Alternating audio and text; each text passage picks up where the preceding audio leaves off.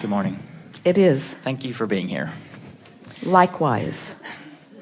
I wanted to get some clarity on what you were just talking about. When we know something that we know, but it's something that we don't want, and how that relates to the feeling of negative momentum.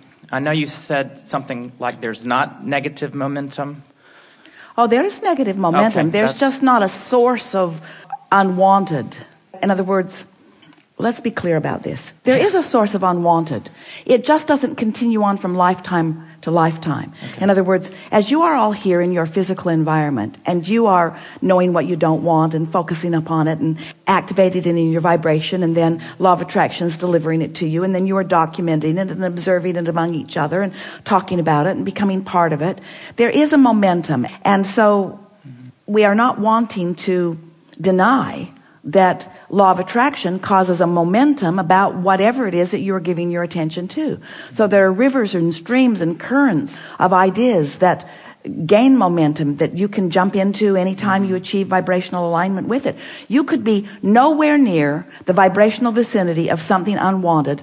Watch a 90-minute documentary or movie about it, which is certainly long enough to bring your vibration into the vibrational atmosphere of that vibration. And now you are part of the momentum of this unwanted thing. And law of attraction may very well deliver to you evidence that your momentum has shifted into that direction.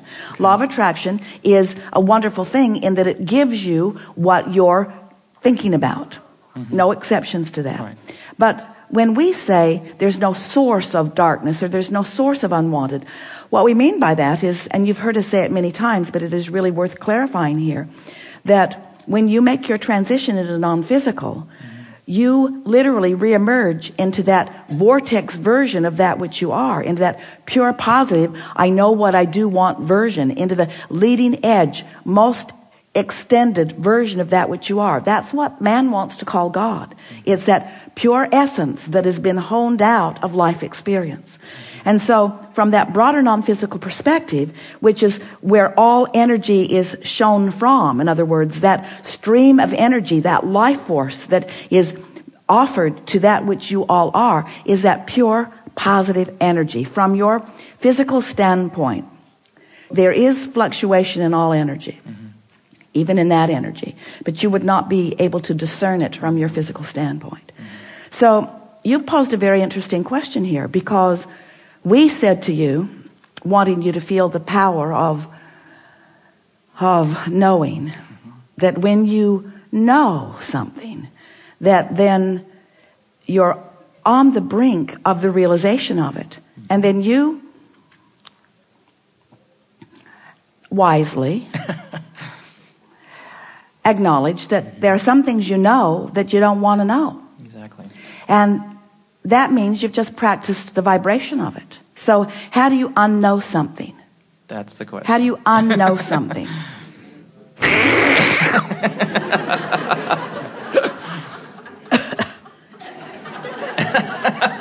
You can't suck it back, can you?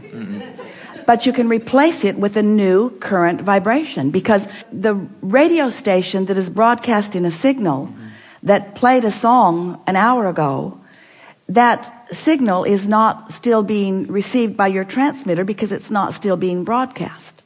Right. You see? Yeah. So we want you to all stop TiVoing bad things and replaying them over and over and over and over again. Right. So how do you unlearn something? You don't unlearn something because you can't. There's a war against drugs and a war against cancer and a war against poverty and a war against crime and a war against and a war against and a war against and a war against, and all those things are getting bigger because the more you push against them, the more you hold the vibration of them, you see. So you don't unlearn something, you just replace a vibration of unwanted with a vibration of wanted. And you do it gradually, because law of attraction won't let you do it quickly. Because law of attraction, when you activate a subject, doesn't matter what it is, there are two aspects of it: the wanted end of the stick and the unwanted end of the stick. So you just have to activate it, and activate more and more by leaning more and more in the direction of what is wanted. We've been offering a suggestion recently that goes something like, go general. Right. Be as general as you can be about it. And as you get general, you can always find alignment. So we're going to demonstrate for you what we would do. So let's say that there is this unwanted reality, and we're going to put it on the emotional scale at a low place, an unwanted place, even a place of fear or anger, or depression, but in that really unwanted place. Well, whenever you know what you don't want, you also know what you do want. So there is this high vibration on the same subject that exists simultaneously. That is, in fact, as we said earlier, the reason that you can feel negative emotion. It's because there is discordant in these two vibrations. And then we played with you. We said, we're not bringing our vibration down for you. So if you want to feel good, you've got to bring your vibration up to meet this vibration. So when you think about the specifics of the unwanted, you can't do it. The specifics of the unwanted will not allow that vibration to budge. So you could ignore it, you could focus upon other things, and your vibration would raise. Now what happened? Because we talked about this earlier, and we know you picked up on it. When we said, where did you last leave it? Yeah. Where did you last leave that? Where did you last leave it? So you changed the subject and your vibration raised. But where did you last leave that? You changed the subject and your vibration raised, but where did you last leave that? Well, the thing is, if you last left that and you don't go back to that, the frequency of that vibration will loosen its grip on you. It won't cease to vibrate in the universe because it is a reality for someone, but you won't activate it with your transmitter because you're not tuning your signal to it. So where did you last leave it is a really good question. An even better question is, when did you last leave it where you left it? When did you last leave that where you left it? Well, not very long, because every morning I call my sister and we talk about it and it comes right back. Comes right back. Where did you last leave it? I left it in a really bad feeling place. When did you last leave it there? A minute ago. So how active is it in your vibration? Really active. Where did you last leave it? I don't even remember where I last left it because I haven't thought about it for so long. It's no longer active in my vibration. That's how you do it. Okay. So you replace unwanted with more and more that is wanted. It really is about just refusing to activate it again. And there are people, mostly men, who say to other people, mostly women, I don't want to talk about this. Yep. And then some people, mostly women, say, well, I need to talk about this because I need closure. Yes. And we want to say to you, there is no closure. There's only openture. You're just going to open it again and open it again and open it again and open it again and reactivate it again and reactivate it again and reactivate it again. So where did you last leave it? In a terrible place. When? Just now. Just now. Just now. It's really active in my vibration because I just did. So put some distance between those conversations. We're not encouraging you to make a big thing about writing it in your diary and dating it, but it might be a good idea. This is the last time I'm going to think about this. This is the last time that I'm going to think about this. Well, it won't be the last time that you're going to think about this, but use some determination. I'm not going to think about this. Well, what's that really saying? Well, I am going to think about other things. I'm going to get off that subject. I'm going to let that one go dormant. I'm going to cease my vibrational renewal of that. Yeah. I accept that it was real within me, and I accept that it was vivid within me. That's what all illness is. Illness is just a reactivated vibration of resistance. That's all it is. That's all it is. Just don't renew it. We know it. We make it sound simplistic, but you can do it. Helpful? Very. Thank you so much.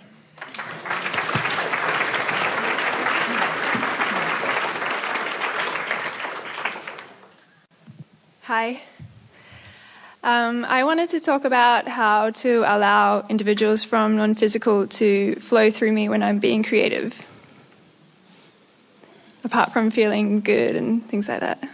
It's our favorite question these days, a favorite subject, certainly, because we get to be the non-physical that gets to flow through. In other words, all of you who are physically focused are extensions of this non-physical energy. So we are all aware of where you are. So it's not a question of how do you get non-physical to flow through you. The question is, how do you become aware that it's happening? And the answer is, stop thinking that it isn't.